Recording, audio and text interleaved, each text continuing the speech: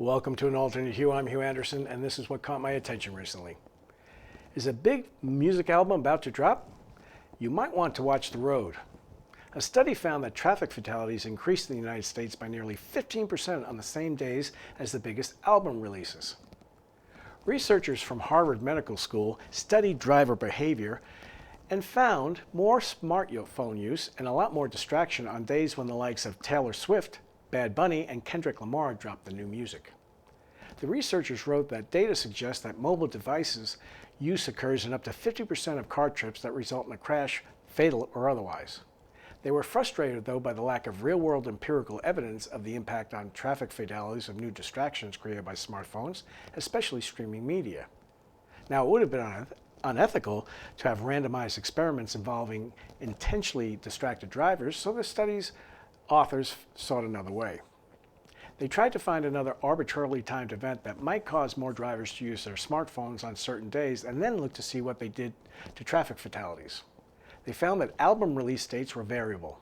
The researchers overlaid the most streamed albums data with information about each fatal crash in the United States over the same period. Adjusting for factors like federal holidays, the researchers found 139 traffic fatalities on album release days compared with 121 on all of the 10 days before and after. This meant that there was an increase of 18.2 fatalities per release day, totaling approximately 182 fatal crashes in the United States connected to the release days of the 10 albums, according to the study. Now, one of the albums dropped on a Sunday, but the other 9 were on Fridays. And in general, Fridays have the second most traffic fatalities behind Saturdays, according to the National Safety Council. Jonathan Asani, a professor at the Johns Hopkins Bloomberg School of Public Health who uses policy and behavioral research to prevent motor vehicle crashes and who independently reviewed the research, described the overall findings as fairly strong preliminary evidence that streaming is connected to crash risk.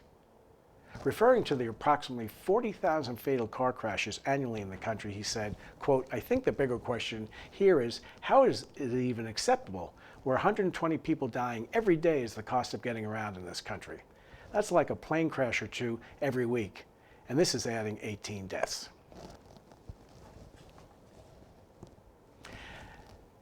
Now, a 63-year-old man known as the Oslo patient is likely cured of HIV after a stem cell transplant remodeled his entire immune system. Prior to this case, a handful of other HIV patients who received similar transplants had entered long-term remission from the infection. In those cases, the donated cells came from people unrelated to the patients, but in the Oslo patient's case, the transplanted cells came from his brother. His sibling happened to carry a genetic mutation that made him resistant to HIV, doctors reported in the journal Nature Microbiology. Now this, according to our friends at Strategas. Kevin Warsh will become the next chairman of the Federal Reserve. Warsh was a notable critic of the central bank's use of quantitative easing, or QE as it's affectionately called. And it's the central bank practice of keeping interest rates lower than the rate of inflation artificially.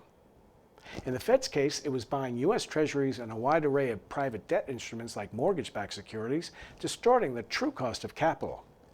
It's important to remember that before the global financial crisis, there was some debate as to whether QE was even legal.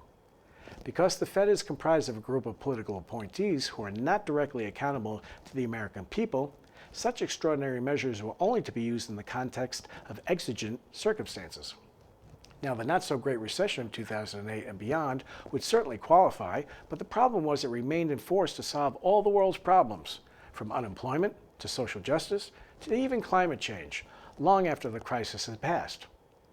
Warsh started to become uncomfortable with the practice at the time, writing an op-ed while still a Fed governor in 2010. For their part, politicians were happy because QE removed any real constraint on their tendency to spend money they didn't have.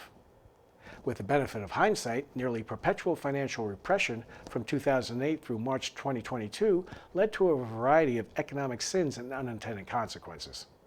The average person with a savings account received no compensation for their deposits for more than a decade, while the number of private equity firms doubled from 5,000 to 10,000. Inflation in goods and services was tame, but the price of financial assets soared. It led to a massive misallocation of capital. Lower returns on safe assets prompted many investors to search for higher yields in dangerous places, financially and geographically. people became accustomed to investing money abroad under circumstances that would have previously been seen as uninvestable, questionable private property rights, and an unreliable rule of law. And the number of zombie companies, those with just enough money to continue operating and to service their debt, but not enough to pay it off, much less grow, surged, siphoning capital away from more fundamentally sound competitors. It rewarded financial engineering over reinvesting profits in company expansion and innovation. For many public companies, the calculus was easy: issue cheap debt and buy back stock. This was accretive to earnings and benefited shareholders, but may have had questionable economic benefit to the economy for the long-term investor. America's total outstanding debt was $8 trillion at the end of 2008. It's now $30 trillion plus and growing rapidly. Without the frontier justice of free markets, the political class from both sides of the aisle found it easy to be cavalier about the financial future of the country. It changed the concept of risk for investors. For their part, fiduciaries in charge of managing vast sums of money for state pensions, endowments, and foundations were forced to take more risk to meet their return assumptions. Over time, the concept that liquidity had value vanished in the presence of what appeared to be costless leverage and muted volatility. The current debacle in the private credit market is a clear indication that liquidity has a price. Mr. Warsh is the perfect candidate for the chairmanship of the Fed because he desires reform in an institution that has become insular and arrogant. He realized before anyone else that the central bank is not, nor was ever intended to be, the only game in town. And for the nightstand, I highly recommend the following books: Fed Up by a former Fed insider and The Price of Time by Edward Chancellor. Both will make you a lot of fun at parties, or at least give you something to read. So that's it. I'm Hugh Anderson, and this has been An Alternate Hugh.